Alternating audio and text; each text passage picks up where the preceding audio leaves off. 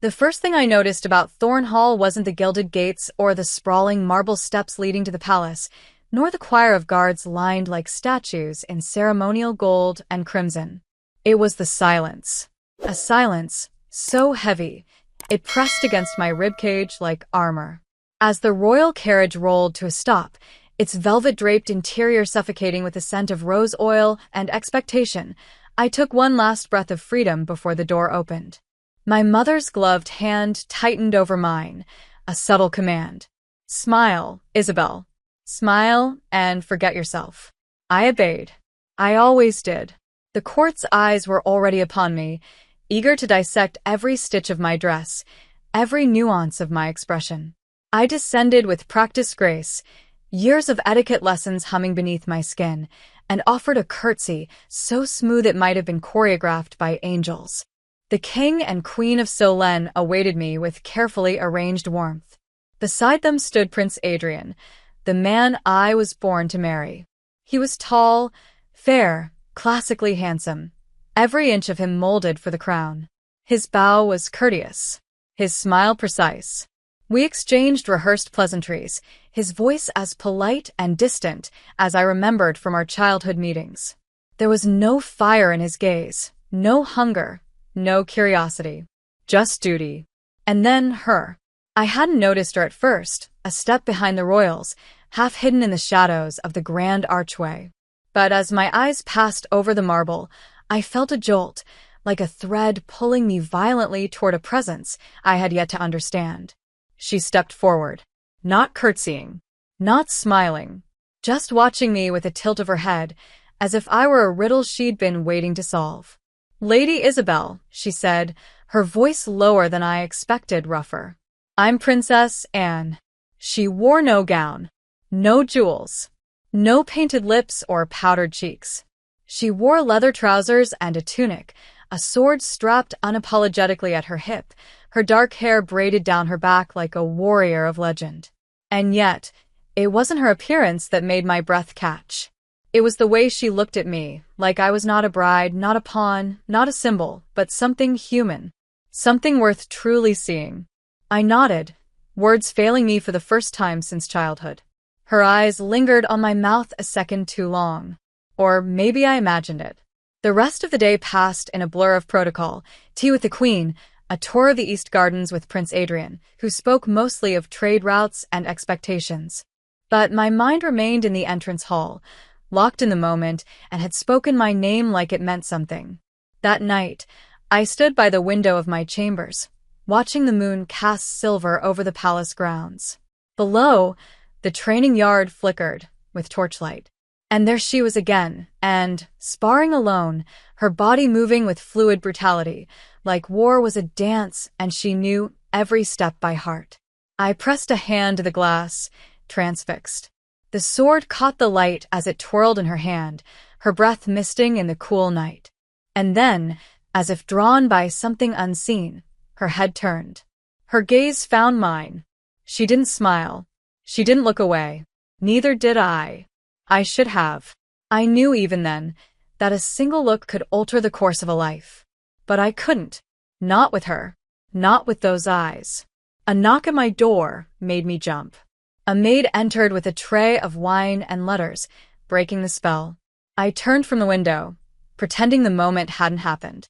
But later, when I slipped into the cold silk of my bed, I didn't dream of Adrien or crowns or thrones. I dreamed of firelight and steel, of a woman's voice saying my name like a challenge, of a hand brushing my waist, not by accident, but with intent. I woke with my pulse racing, and a name on my lips I dared not speak aloud. And the next morning, the palace awoke with a kind of hush that didn't match its opulence. Servants scurried in controlled silence, polishing gold fixtures and steaming silks with trembling hands, as if the walls themselves were listening.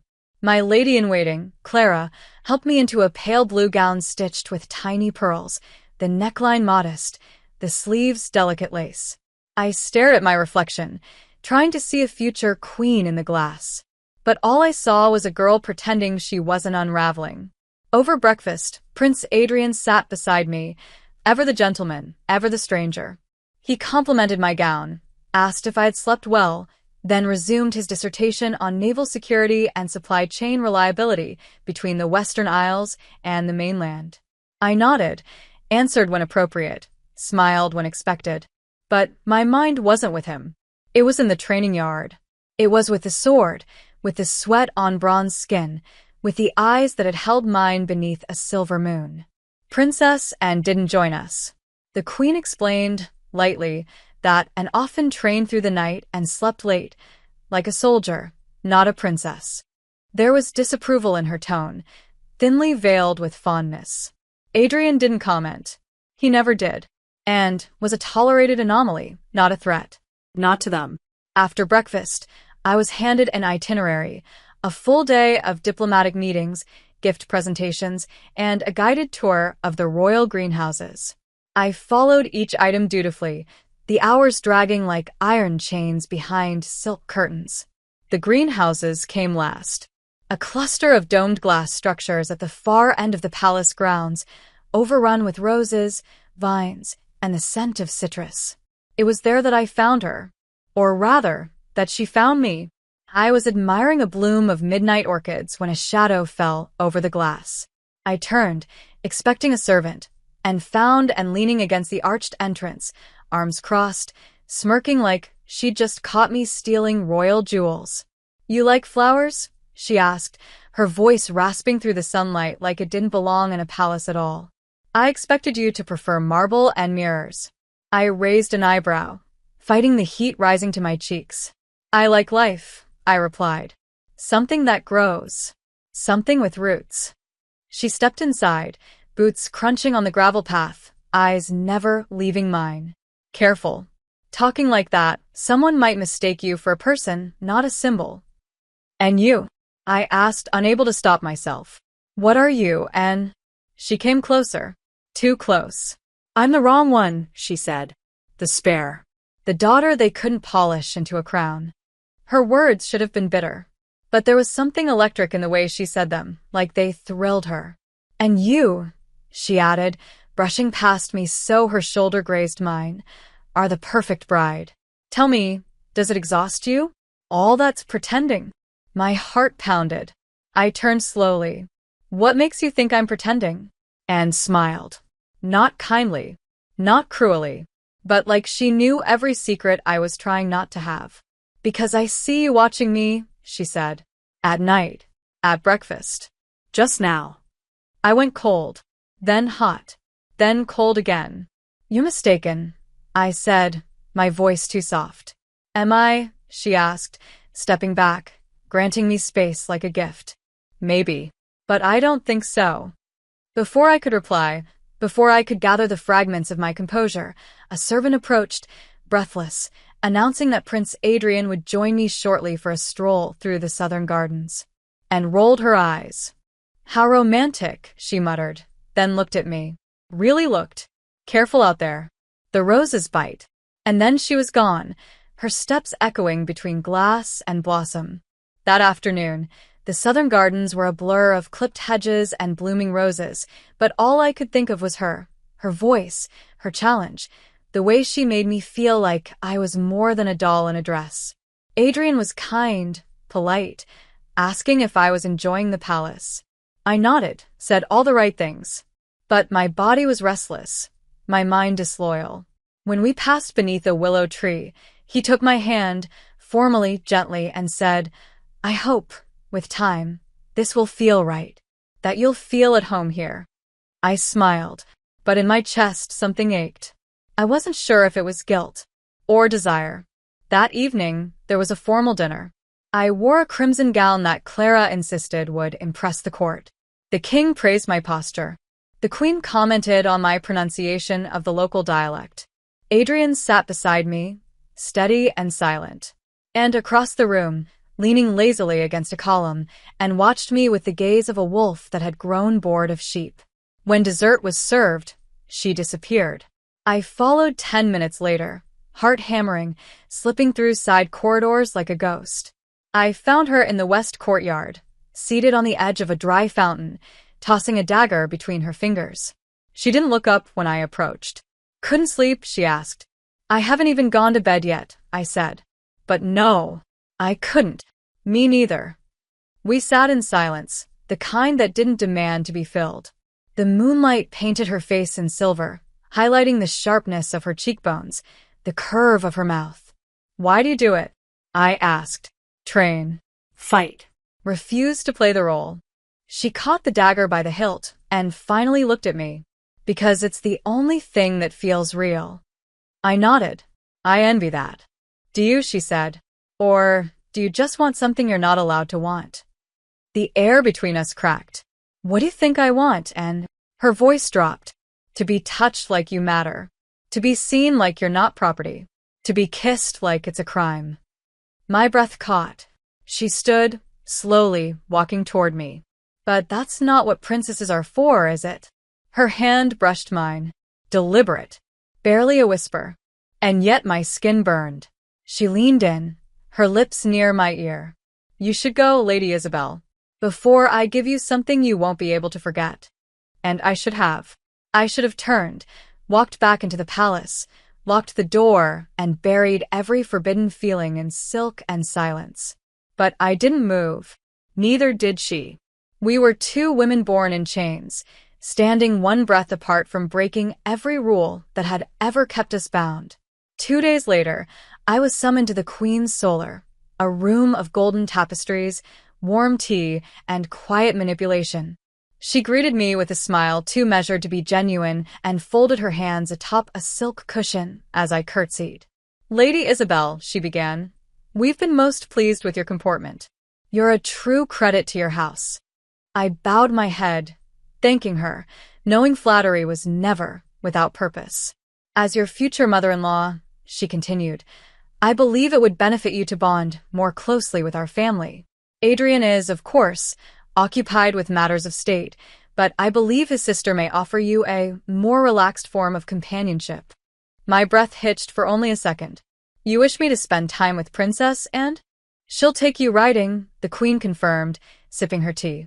It's a tradition of sorts, for new brides to learn the land they will one day serve. I doubted it was tradition. I suspected it was a test. Perhaps she'd noticed the way and looked at me across ballrooms. Or maybe she simply wanted to see if I'd flinch when placed beside a storm. Of course, Your Majesty, I said. It would be an honor. Later that afternoon, I found myself in the royal stables, adjusting the gloves on my hands as grooms saddled 2 horses. I hadn't ridden in years. Not since I'd become eligible, and everything wild in me had been quietly buried beneath corsets and obedience. But, and arrived already mounted, her horse a proud black beast named Kale, and her grin, when she saw me, was pure trouble. I was told to entertain you, she said. Apparently, you need relaxation. I mounted with more confidence than I felt. Do you always mock your orders? Only the boring ones. And what am I? I asked. Boring? She smirked. Terrifying. We rode through the outer gates without guards, just the 2 of us and the wind. The countryside stretched in golden waves, tall grasses swaying under a pale blue sky. For the first half hour, we barely spoke. Just the sound of hooves, wind, and my heart remembering how to beat fast for something other than fear. Then, as we approached a small stream and dismounted, motioning for me to do the same, I followed, letting my skirts fall free as my boots touched the earth. This is where I come when I want to feel human, she said, crouching to run her fingers through the water. Not a symbol, not a disappointment, just, and. I knelt beside her, watching the current. And what am I when I'm not a bride? She looked at me, and this time there was no smirk, no wall, just a quiet kind of ache. You're beautiful when you're not pretending. I should have looked away. I didn't. You say things you shouldn't, I whispered. And yet you never walk away, she replied. Why is that? I didn't have an answer. Or maybe I did, but it tasted like sin. We lingered by the stream until the sun began to lower. The ride back was quieter, heavier. We were halfway to the palace when the sky shifted, dark clouds rolling fast, wind rising with sudden violence. A storm was coming.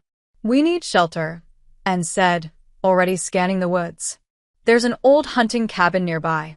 Barely a ruin, but it'll do. Rain began as a whisper, then a scream. By the time we reached the cabin, we were soaked. Inside, the roof was mostly intact, though the windows had long since shattered, and led the horses under the collapsed awning and then pulled me inside. Love what you've seen so far and want to help me keep creating these awesome stories on this channel? Then subscribe and hit the bell. Your subscription supports the channel and makes sure you get more exciting stories. I was shivering, soaked through, hair clinging to my cheeks. She lit a small fire from old timber and broken furniture, then turned to face me. We stood in silence, steam rising from our clothes. My hands trembled. We'll wait it out, she said, her voice lower, rougher. Storms here pass fast. What if it doesn't? I asked. Then we stay. Another silence. Too loud. Too charged. I moved closer to the fire, arms wrapped around myself. I've never been alone like this. Not with someone who I stopped. Who? She asked. Say it. Someone who sees me, I whispered, and stepped closer. I see everything you try to hide. The way your smile cracks at the edges. The way you hold your breath when he speaks. The way you look at me like you're starving. I turned to her, fury and fear clashing in my chest. You don't know what I want, don't I? She said, closing the space between us. Because every time I get close, you don't stop me. Her hand lifted, just fingertips brushing my jaw. I didn't flinch. I leaned in. If I kiss you, she said, you'll remember it every night for the rest of your life. Even when you wear a crown.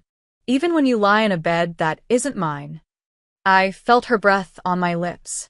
My entire body was a scream wrapped in silk. Then don't kiss me, I whispered, because I won't be able to forget. Her hand fell away. She stepped back, chest rising with restraint. You should rest. I'll keep watch. I sat near the fire, heart pounding so hard I feared she could hear it. The storm howled outside, wind rattling the bones of the cabin. But inside, the danger was quieter, slower, more intimate. I watched her pace near the doorway, sword at her side, hair half loose and damp. And all I could think was that I had never wanted anything the way I wanted her. Not the throne, not the title, not the future I'd been promised. Just her. Just this. And yet I said nothing, because to speak would be to fall. And I wasn't ready. Not yet. The day after the storm, the palace walls felt colder. Or perhaps I had simply begun to feel again. Every glance, every sound, every breath carried weight, as though the air itself had grown too thick to move through without effort. And I returned just after dawn, our clothes still damp, our silence louder than any thunder. No questions were asked, not by the guards, not by the queen, not even by Adrian, who merely nodded at my return and offered to escort me to breakfast, as if I hadn't disappeared into the night with his sister. I declined, claiming fatigue. What I didn't say was that my body still burned where her breath had touched it, that I hadn't slept, not because of the storm, but because of the memory of her hand at my jaw and how close I had come to surrendering to something I didn't yet know how to name. The following days passed in a blur of public appearances. I was introduced to foreign dignitaries, paraded through ceremonial gardens, and measured for gowns of gold and ivory. The palace swelled with music and perfume, as if preparing to disguise the rot beneath its beauty. And yet, despite the opulence, my every moment felt haunted by her. And, in glimpses, in echoes, in the way her name sat like an unanswered question at the edge of my thoughts. We spoke little, never alone. And yet every interaction, however brief, was laced with something sharp. At a royal banquet 3 nights later, we were placed at the same table, separated only by Adrian and a visiting duke. And shoulder brushed mine more than once, whether by accident or design. Her laughter, rare and unruly, erupted at the most inconvenient times. She drank from her goblet like it bored her, and yet every now and then, her eyes would drift toward me and linger just long enough to make my skin flush. When the musician struck up the first chords of the formal waltz, Adrian stood and offered me his hand. I accepted, as I was meant to, and we moved together with flawless grace. And yet I felt nothing. Not warmth, not connection. Just the echo of footsteps behind us, Anne's. When it came time for the traditional partner exchange, a ritual meant to symbolize openness between noble houses, I turned to greet my next partner. And found her, Anne, standing before me in formal dress uniform, deep navy with gold embroidery, sword at her hip, hair braided tight, eyes unreadable. She bowed. I curtsied. The court watched, unaware. And then her hand was at my waist. Her other closed around my fingers, and we began to dance. Every part of me screamed, not in protest, but in terror, the kind born from knowing you're about to want something so badly, it will unmake you. Her grip was strong, her steps deliberate. You look like you're about to faint, she murmured. I might, I said, unable to look at her. How does it feel? What? To dance with someone who actually wants to hold you. I looked up. Her mouth was inches from mine. Dangerous. She smiled. Good. The dance ended. We separated, and the air between us sizzled with the aftermath. I made it through the rest of the evening on sheer instinct, nodding, smiling, pretending. But I was no longer whole. A part of me had stayed in her hands. That night, as I returned to my chambers, I found a folded piece of parchment tucked beneath my pillow. No signature, just one line, written in hurried ink. Midnight. Come to the tower. My blood turned to fire. I didn't hesitate. At the stroke of midnight, cloaked in velvet and fear, I slipped through the darkened halls. The palace was a maze of sleeping stone, but I moved with purpose, heart pounding like a war drum. The tower, the keep as they called it, stood at the northern edge of the grounds. Once a fortress, now used mostly for storage and ceremony, it was ancient, built long before the rest of the palace. It loomed like a secret waiting to be spoken. I climbed the spiral staircase, each step echoing. At the top, a wooden door stood slightly ajar. I pushed it open, and there she was.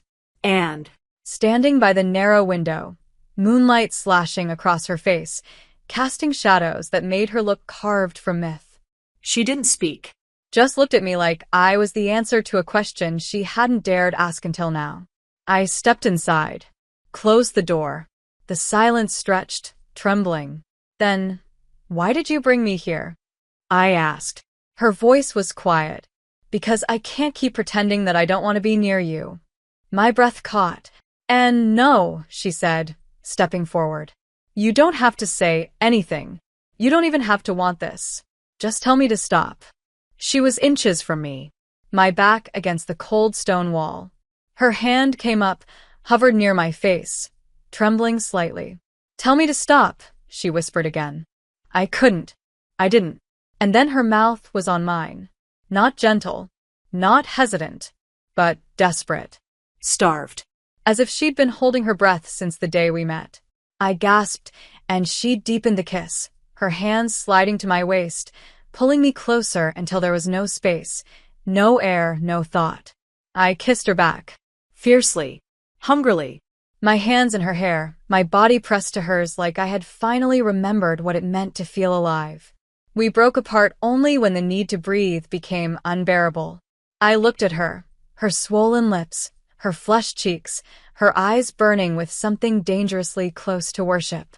This is madness, I breathed. Yes, she said. And I would do it again. She kissed me once more, softer this time, reverent. Then stepped back. Go. Before I forget what I promised myself. I left the tower with lips tingling, heart racing, soul shaking. I had crossed a line I could never uncross. And I didn't regret it. Not even for a second. The morning after the tower, I avoided every mirror. I feared that if I looked into my own eyes, I'd see her there, her breath against my skin, her fingers on my waist, the way her mouth had found mine like a secret written on both our bodies. I couldn't stop thinking about it. I didn't want to, and yet I spent the entire day pretending it had never happened. I smiled. I nodded. I dined beside Adrian, answering his questions about our upcoming engagement ceremony with all the warmth of a statue carved to be obedient. He didn't notice. Of course he didn't. I was exactly what he expected. But inside, my thoughts screamed. Every time a servant touched my shoulder or offered tea, I flinched. My body remembered, and it ached with the echo of her. I didn't see her once that day. She didn't come to meals. She wasn't in the corridors. I convinced myself it was for the best. That space would protect us both. But space meant silence, and silence meant doubt. Had she regretted it? Had I? That night, I slept little, tossing beneath heavy silk sheets, my mouth still burning with memory. The next morning, I received word that the royal family and I, by extension, would be departing for the northern forests for a 3-day hunting retreat. A tradition, I was told. One that would strengthen familial bonds. I barely managed to keep my expression neutral. As my trunks were packed and furs were laid out, my heart pounded in wild rhythms. I hadn't spoken to Anne since the tower, and now I'd be forced into her presence. Out there, in the cold, where pretense was harder to maintain and shadows had more places to hide. The journey was long, marked by formal carriages, stops at small villages, and the oppressive weight of protocol. Adrian sat across from me in the coach, reading dispatches and asking nothing of consequence. I answered when spoken to, but my mind wandered far beyond the frosted windows. And rode on horseback alongside the carriages, cloaked in deep navy, her face unreadable beneath a fur-lined hood. She didn't look at me. Not once. And still, I felt her. Every time her horse drew close, every time her laughter drifted through the air, something in my chest twisted painfully. We arrived by nightfall. The hunting lodge was sprawling and rustic, all dark wood and roaring fireplaces. Inside, servants bustled with trays of mulled wine and roasted meats. I was shown to my chamber, a small, warm room overlooking the frozen lake. Moments after I'd unpacked, Clara returned with a note, cheeks pink with gossip she didn't dare voice. The note bore no name, but I knew the handwriting. East Wing. Storage Hall. After dark. My pulse quickened. I burned the note in the fire. Dinner passed in a blur. I could barely taste the food. Every glance across the table felt dangerous, every sound sharper than it should have been. And sat 2 seats away, speaking little, sipping her wine like it was a weapon she was trying not to draw. I excused myself early, feigning a headache. Clara helped me out of my gown, laced me into something simpler. I paced. Waited. The sun set. The lodge quieted. And then, heart racing, I slipped into the corridor, cloak tight around me, and followed the winding hallways to the East Wing.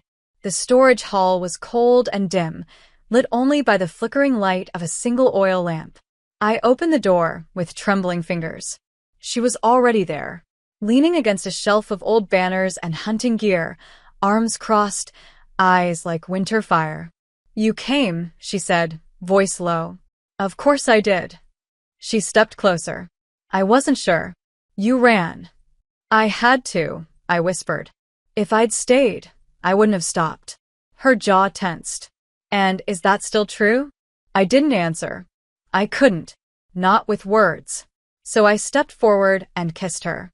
Not with desperation this time, but with certainty. With longing that had grown roots in my bones. Her arms wrapped around me instantly, pulling me flush against her body, and I felt her sigh into the kiss, a sound like surrender. We kissed like the world might end. Like we were already ashes pretending to be flame. Her hands slid under my cloak, finding my waist, anchoring me to something real. My fingers tangled in her hair, pulling her closer, and when we finally broke apart, breathless, her forehead rested against mine. "This is wrong," I whispered. "Every part of it. I know, but I don't care anymore." Her fingers laced with mine. "Neither do I." We stayed there, in the cold, wrapped in heat that defied reason. Eventually, we parted. Reluctantly. Promising nothing. Admitting everything. The next day, the hunting party set out at dawn. Snow blanketed the forest, branches heavy with ice. I rode beside Adrian, who explained the layout of the land with all the excitement of a tutor lecturing a bored pupil, and rode ahead, leading a group of younger nobles, her laughter wild in the morning air. I watched her every movement, barely listening to the words around me. At midday, the party split to chase different tracks. I ended up alone with and one of the royal falconers. The man trailed ahead, scouting, and fell back beside me. "Last night wasn't enough," she said, not looking at me. "I know," I replied, also staring forward. "But I'll take whatever we can get." "Then meet me tonight," she said. "My quarters." "Late. Someone will notice." "Let them." Her voice was low, defiant, hungry. That night, I waited until the entire lodge was asleep. Then, heart in my throat, I crept through the corridors once more, praying not to be seen. Her chamber door was unlocked. I slipped inside. She was waiting, barefoot, robe loose around her shoulders, hair unbound. She crossed the room without a word and kissed me. And then we forgot the world. Clothes were discarded with shaking hands and soft gasps. Her touch was reverent, her kiss a promise. We sank into the bed like it was the only safe place left in the world. And for a few stolen hours it was. I traced her scars. She kissed my pulse. We whispered nothing and everything. When I finally lay with her head against my chest, her breath slowing, I knew something I could never unknow. I loved her. I loved Anne. I was promised to a crown, but my heart had already sworn itself to rebellion. We returned to Thornhall beneath a sky that threatened snow. The air was heavy, and so was my heart. My body still remembered her, the warmth of her touch, the sound of her breath, the way she had held me after our bodies had stopped trembling, after our mouths had whispered too many truths in the dark. I should have been terrified. I should have been cautious. Instead, I felt something dangerously close to invincible. I had tasted a life I was never meant to have, and I had not choked on it. I had craved it, needed it, loved it, and I barely spoke on the return journey. We didn't need to. Every glance was enough. Every time her hand brushed mine, even under the guise of assisting me from a carriage or passing a goblet during a formal toast, something electric passed between us. And yet, even as I floated through the corridors of the palace, my heart lighter than it had ever been, a shadow crept behind us. Whispers, lingering stares, a silence that tightened when I entered a room. At first, I dismissed it. Paranoia, I told myself. Guilt, perhaps, dressing itself in imagined judgment. But then, I overheard two maids in the west corridor murmuring about how the future queen seemed awfully fond of her sister-in-law. Then Clara began asking quiet, careful questions she hadn't dared before. "Do you find Princess Anne difficult?" she asked one morning, her voice like someone testing the depth of a frozen lake. "She can be intense, can't she?" I offered a non-committal smile, but my stomach twisted. The whispers had begun to find roots. I tried to speak to Anne, tried to catch her alone, but she avoided me. Not cruelly, carefully, as though distance were now her weapon of choice. As though if she stayed too close, something inside her would shatter. And then came the Queen's summons. Her solar was darker this time. No tea, no sweet pastries. Just her, seated at the window, hands folded tightly, eyes sharper than ever. "Lady Isabel," she began, and there was no warmth in her tone now. Only calculation. "Do you love my son?" I froze. "Your Majesty?" "It's a simple question." "Of course I do." She tilted her head. "And yet your eyes follow my daughter." My breath stopped. Don't insult me," she said, her voice a whip. "I know what I see. I know what others have begun to see. You are to be queen. That means sacrifice. It means silence. And it certainly means not indulging in whatever this is." "There is nothing," I said, and hated how weak the lie sounded. "Good," she replied, standing. "Then there will be no objection to the announcement." "Announcement?" I asked, cold blooming through me. She didn't answer. She didn't need to. Not an hour later, A proclamation echoed through the halls of Thornhall. Her Royal Highness Princess and of House Solène will be formally betrothed to Lord Tristan Elmire, her cousin, and the future Duke of Marenhold. The words hit me like a blade through the chest. I stood frozen in the corridor, surrounded by murmuring courtiers, their smiles sharp, their whispers triumphant. My vision blurred. I turned. Walked. Ran.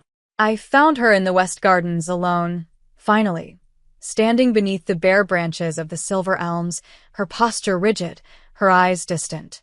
"Tell me it's not true," I said. She turned slowly. "It's true." My heart cracked. Why? "How could you?" "Because people are watching," she said, voice flat.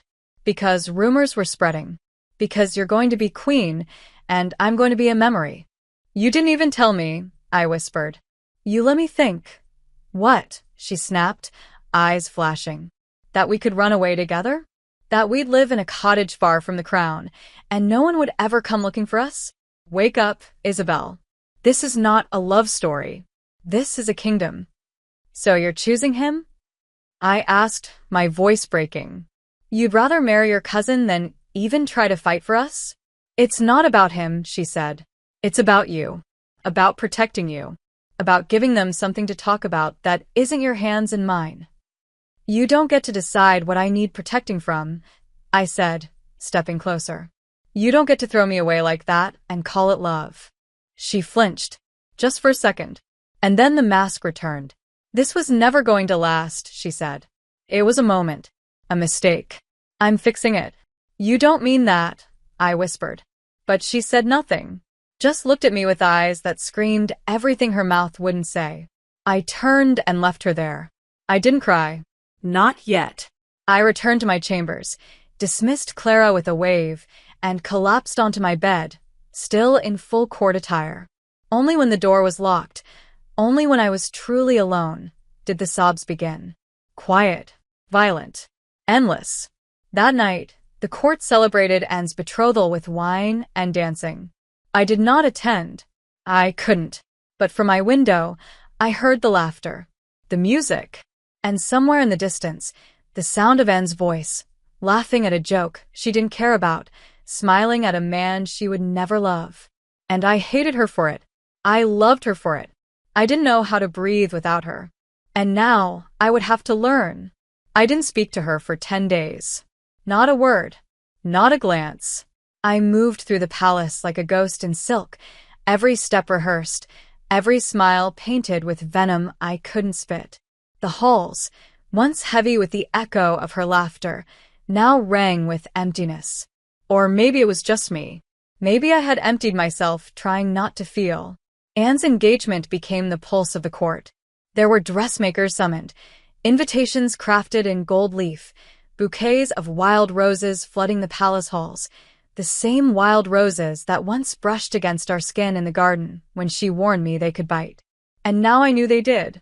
The bite was deep. Infectious. I watched from the shadows as she played the role. The perfect fiancée. The loyal daughter. The one who obeyed. And still, her eyes searched for me. Always.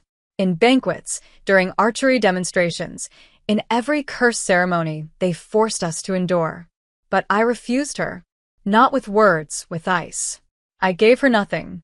Not even hate. Because hate still required energy. And I had none left. I began preparing in earnest for my coronation. The formal betrothal to Prince Adrian was scheduled for spring.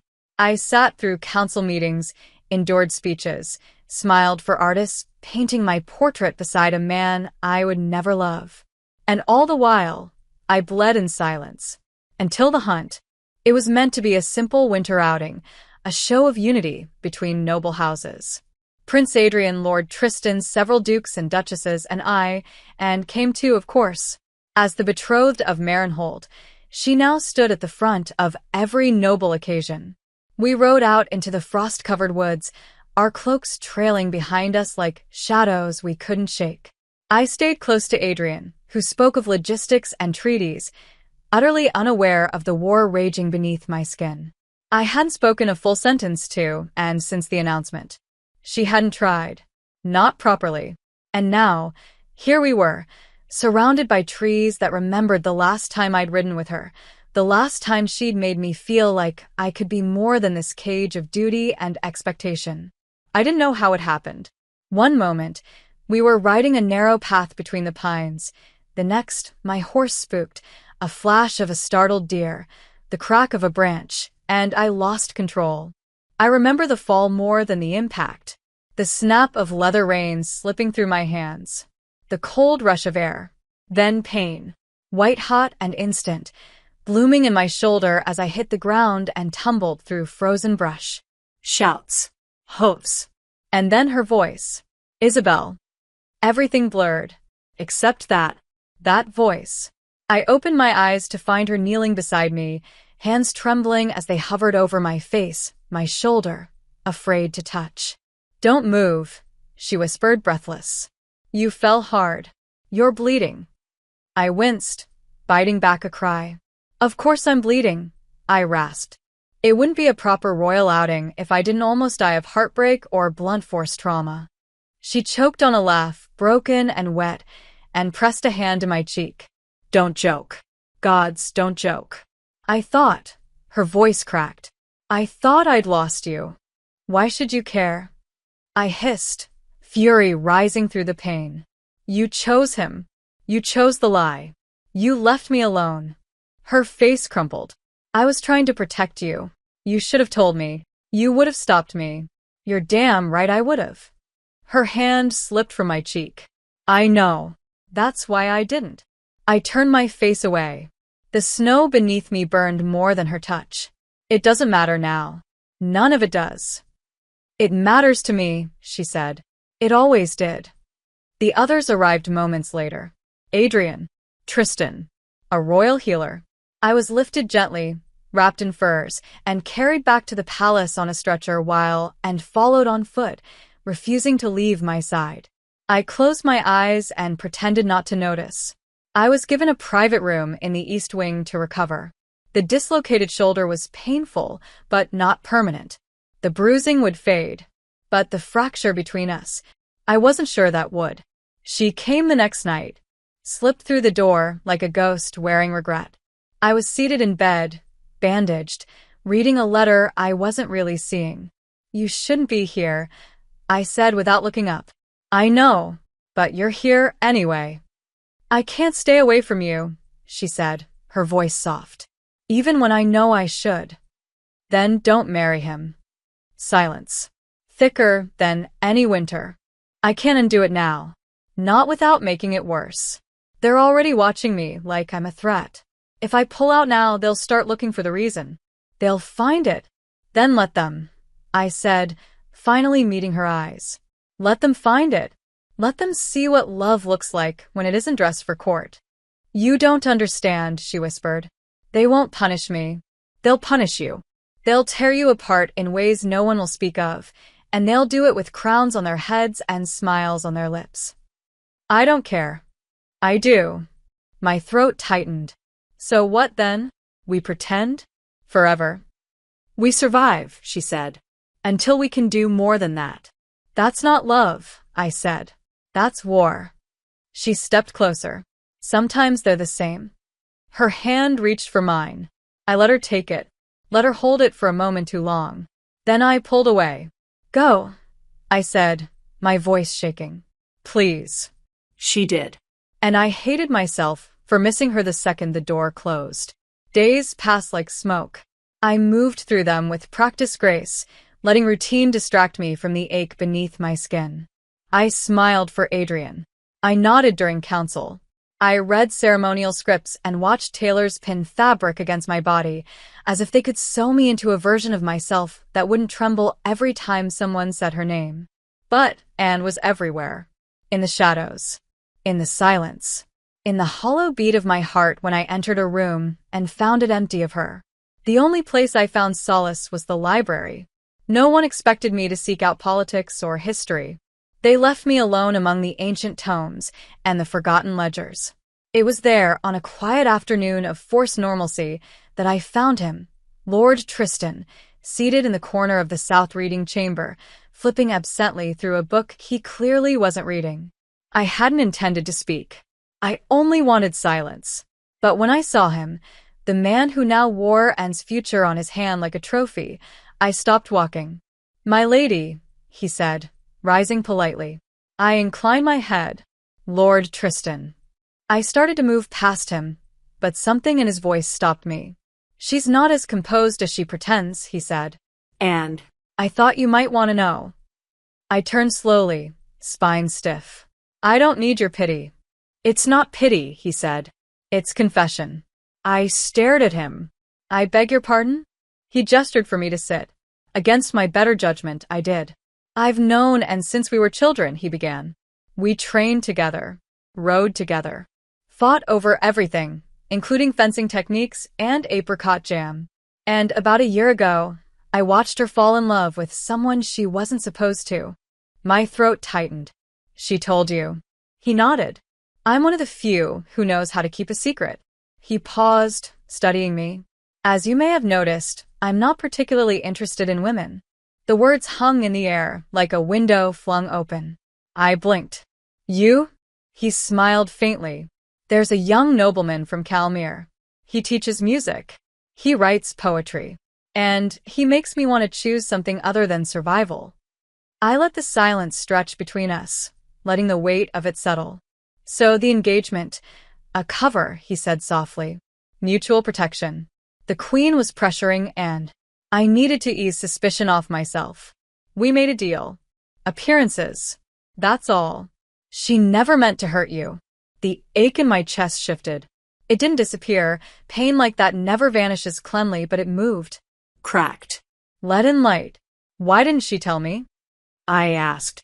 "Why let me believe she was throwing everything away?" "Because she thought you'd try to stop her. Because she didn't think she could bear to look you in the eyes and still go through with it." He leaned forward. "She was wrong, of course. But fear does strange things to brave people."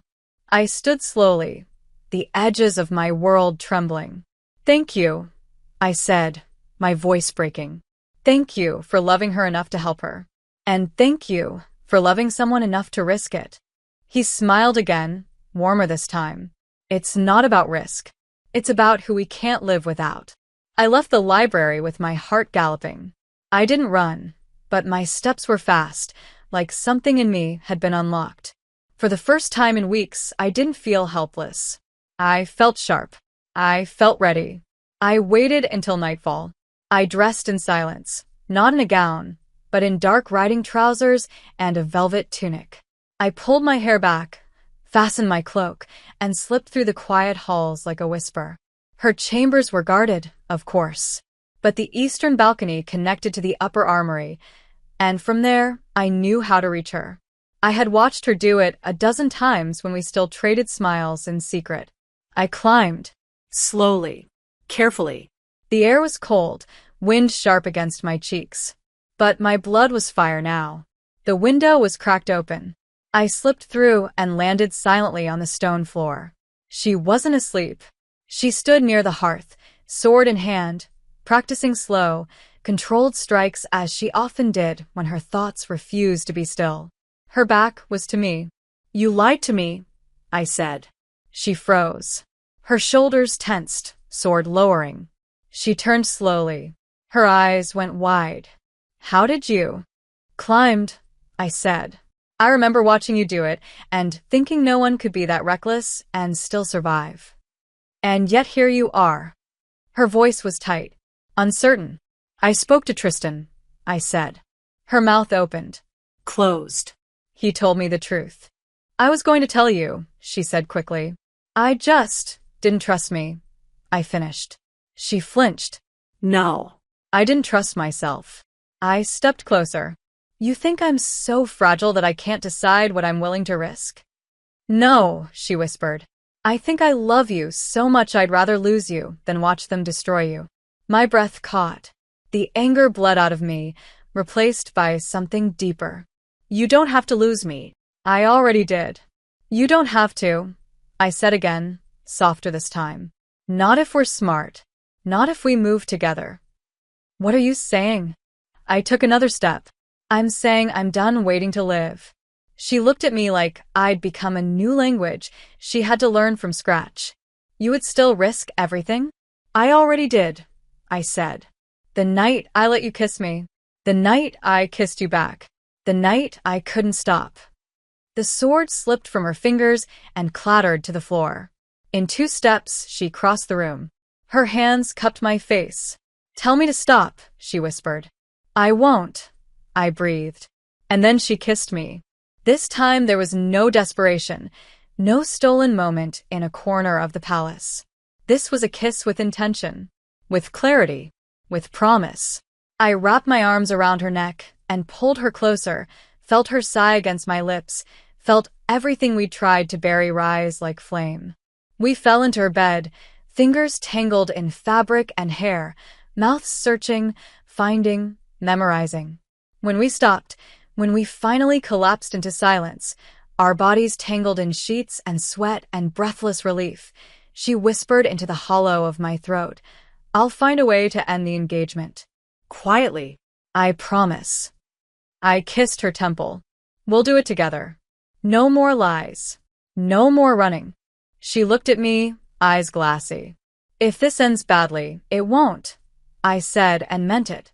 Because this time, we're not surviving. I took her hand. We're fighting.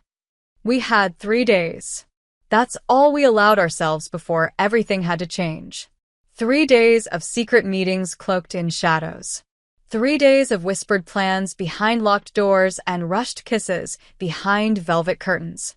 3 days where love felt like a war we might actually win. Anne moved fast. She met with Tristan in the dead of night and drafted a plan for their engagement to dissolve quietly. It wouldn't raise alarms, just a public claim of irreconcilable differences and a private assurance to the queen that Tristan had developed feelings elsewhere. Which, of course, was true. But to dismantle the illusion without suspicion, we needed more than timing. We needed leverage. Information. Something that could protect us when the question started. That's when we heard the rumors, faint, poisonous threads whispered in the servants' halls and private salons. Something about Prince Adrian. About funds missing from the royal treasuries. About backdoor deals with border lords who opposed the alliance with my kingdom. I didn't want to believe it at first. Adrian had always been distant, yes, cold, mechanical. But I'd never thought him capable of treachery. Still, Anne's instincts were sharper than mine.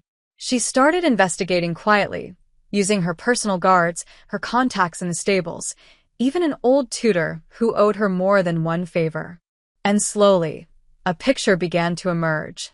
Adrian had been working with foreign dignitaries to reroute key shipments meant for our winter military support, supplies my father had sent in preparation for our alliance. It wasn't just corruption. It was sabotage. The marriage between our kingdoms was meant to solidify peace and strength. Adrian was undermining that peace from within. And if he succeeded, the entire structure of the alliance would collapse. The war my marriage was supposed to prevent could reignite. We knew then, we couldn't just run. We had to reveal the truth. It was the only way out, and begged me to let her do it alone. If they see your hand in this, she said, they'll accuse you of treason. They'll twist everything. Let them, I said. Let them try. I'm tired of pretending I'm not capable of burning everything down if they push me far enough. But fate, cruel thing that it is, didn't wait for us to act. The day before Anne and Tristan were set to announce the end of their engagement, the Queen summoned Anne to the Great Hall. I wasn't told why. I waited in my chambers, pacing, heart clanging with dread. When Anne didn't return by sunset, I went looking for her. Clara tried to stop me, gently, but the look in my eyes must have terrified her. I found Anne in the war chamber. The one only royal blood was permitted to enter. She stood alone, surrounded by maps and scrolls and guards who wouldn't meet my eyes. Her hands were bound. What is this? I demanded. The Queen stepped forward from the shadows. A necessary correction. Unbind her, I snapped. Now. No, the Queen's voice was calm. Deadly. Your Highness, you should return to your chambers. This does not concern you. She's done nothing wrong. She's interfered in matters beyond her station. Stolen classified documents. Tampered with royal seals. Attempted to implicate the future king in treasonous lies. I looked at Anne, my stomach collapsing. You were caught. Anne's voice was steady. I let them catch me. Why? I whispered. Because you were next, she said, and in her eyes I saw it. Not regret, but protection. Fierce. Ruthless. This way, it stops with me. No, yes. She turned to the queen. Tell them whatever you want, but leave her out of it. She knew, the queen said. She helped you. You can't prove it. We don't need to, she replied. All we need is the right narrative. My vision blurred. I stepped between them. If she's punished for this, I'll leave. I'll walk away from this crown, from Adrian, from everything. My kingdom will not stand beside yours if you destroy the only person I have ever loved. The queen narrowed her eyes. You would destroy 2 realms for her? I would destroy the world for her, I said. And I meant it. Silence followed, heavy, suffocating. Then a new voice broke it. Tristan. He stepped into the chamber with a stack of papers in hand. I believe these might change the narrative, he said calmly, laying them on the table. Official records. Altered trade routes. Signatures forged by Prince Adrian's own hand. The queen's face paled. Where did you get these? Let's just say, he smiled coolly, I've been listening more carefully than most. And I decided to stop pretending loyalty to a man who would sell his own sister's kingdom for profit. The queen's mask shattered, and with it her control. In the hours that followed, everything moved fast. Adrian was quietly taken into custody. The news was kept from the public, for now. Anne was unbound. Her charges dropped. Tristan burned the fake betrothal contract. I collapsed in her arms. You let them take you, I whispered. I had to, she said, her voice breaking now that the danger had passed. I couldn't lose you. Don't you ever do that again. She smiled through tears. Next time, I'll let you save me. That night, we returned to her chambers. We didn't make love. We didn't need to. We held each other in silence, listening to the storm outside. And for the first time, the future didn't feel like a cage. It felt like a door, one we were finally ready to open, together. The court was summoned at dawn. Trumpets echoed through Thornhall's marble halls, banners were unfurled, and every noble from every corner of the kingdom crowded into the throne room. They believed it would be the announcement of new alliances, new unions, perhaps even a swift rearrangement of succession. What they didn't know is that they were about to witness something that would rewrite the rules they had lived by for centuries. I stood behind the velvet curtain, heart pounding, palms slick with adrenaline and clarity. I wore no crown, no jewels, just a deep crimson gown that clung to me like war paint, the color of rebellion, of blood, of love that refused to be buried. Beside me, and adjusted her tunic, sword at her hip. Her braid was tighter than usual, her jaw tense, her eyes steady. Are you ready? She asked. I nodded. Are you? I've been waiting my whole life to stop apologizing for who I am. Then let's make history. The chamber doors opened. The herald's voice boomed. Lady Isabel of House Oren, future queen consort of Solène. Whispers rippled across the room. I stepped forward. And did not follow. Not yet. That was part of the plan. I walked to the center of the room, where the queen and king sat atop their thrones. Adrian stood to one side, freshly released from custody but stripped of all authority, his eyes dull with defeat. The court expected gratitude, obedience, but I gave them truth. I turned to face the crowd. Lords and ladies, I began, my voice carrying across the hush. I was brought here to marry a prince, to bind our nations in alliance, to be a symbol, a vessel, a pawn. I paused, met the queen's gaze. But I am not an ornament. I am not your legacy. I am a woman who has learned what it means to bleed quietly. And I will not do it anymore. Murmurs surged like waves. I raised my voice. I hereby renounce my betrothal to Prince Adrian of Solène. Gasps. One lady fainted. Adrian stepped forward, face flushing. You can't. I can, I said. I do. The king stood, voice like thunder. This is treason. No, came another voice, steady, defiant, and stepped into view. The chamber fell deathly silent. This is freedom. She walked to my side, eyes never leaving mine. I love her, she said. And I will not marry a lie to make this court feel comfortable. You disgrace this family, the queen hissed. I save it, and countered. With truth, with honor, and with the kind of strength none of you have dared to claim. The queen rose. You would destroy centuries of tradition. Then maybe tradition deserves to burn, I said. Because if it cannot hold love, it holds nothing. The council erupted, shouting. Protests. Demands for silence. But one voice broke through, calm, composed, and shockingly familiar. Enough. Everyone turned, and there, emerging from the eastern door, stood my mother, dressed in regal black and gold, her expression unreadable. Your Majesty, she said, addressing the queen, you asked for an alliance with Oren. You never specified which daughter it had to come through. The queen blinked. What are you suggesting? I am suggesting, my mother continued, that if Lady Isabel and Princess and wish to marry, then so be it. Oren will honor and defend the union. And if Solène refuses it, we withdraw all support. Trade. Troops. Gold. Gasps again. My knees almost buckled. My mother turned to me. You were not raised to obey, she said. You were raised to lead. I could have wept. I didn't. I stepped forward, took Anne's hand in front of everyone. This is the alliance I choose, I declared. Not for peace.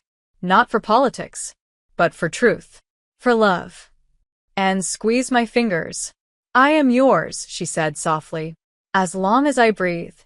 And after, I whispered. It wasn't smooth after that. The queen stormed out. Several lords objected. But the king, worn down by scandal and fatigue, declared he would not oppose the union if Oren supported it. The council voted. And when the dust settled, we stood, not as fugitives, but as future queens. A week later, we were wed in the moon garden, beneath silver lanterns and white blossoms. Tristan officiated. My mother cried, and didn't wear a dress. I didn't wear a crown. We kissed like nothing had ever been forbidden. And when the sun rose the next morning, I woke with her beside me, tangled in silk sheets, her hand resting over my heart. We had made it. We had bled and burned and risked everything. And now we ruled. Together. Thank you so much for being here and for believing in this channel. If you feel in your heart, you can donate with super thanks so I can focus more and more on this project. Your support helps me keep creating these love stories and bringing them to life for you. See you in the next video.